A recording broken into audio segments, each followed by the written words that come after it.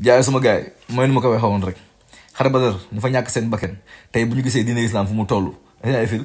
jógee Arabie Saoudite jógee ci golfe bi Ismaïla Fil ñëw ba Sénégal dem ba États-Unis ci rappeurs yi Chicago rappeurs yoo xam ne tey ji ay tiirante ay gon la fa nekkee waa Chirac bi ñu dem ba foofu noonu rappeurs yi di tuub di dugg ci diine dem ba France Ismaïla Fil gars yi di tuub di dugg ci diine ñooñu dañ naan on n'a pas été mort pour rien quoi suñu dee gi jaroon na ko quoi loolu laa bëgg tey ji ñi ñàkk seen loxo ñi ñàkk seen tànk ñi ñàkk seen bakkan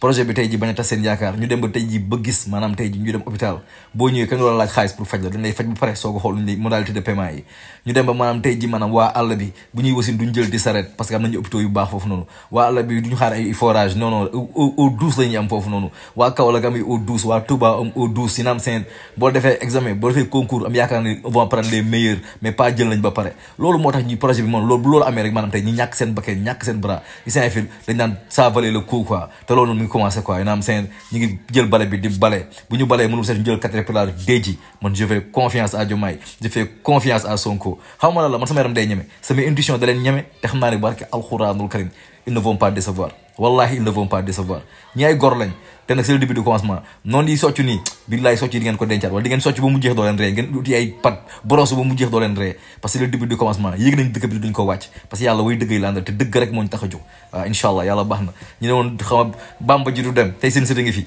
ñu ne woon ex Pastef baax na affaire bi dina laal ñëpp yow mi ñu bañul sax di tu vas bénéficier de nos largesses yow mi bañ Pastef tu vas bénéficier de nos largesses parce que bu ñuy def amuñu segg ak seen Sénégal tax ñuy def bu nekkee Sénégal di nga ko bénéficier wu waaw dina dem ba Cameroun waa Pactef fa may xew foofu noonu jug na doxu diggaleem kaw la jëm soo ko bañee dëkk bi day xat ci yow naxar moo lay rey ku bracelet doon rey léegi Diomaye ma ngay defali premier ministre bi jantal takk ay photographie amul fenn ba pare ñëw nag indi rigueur ku amul rigueur toog muy dox may ñu ko ba nële te boo ñàkkee rigueur sax di nga mujjee am rigueur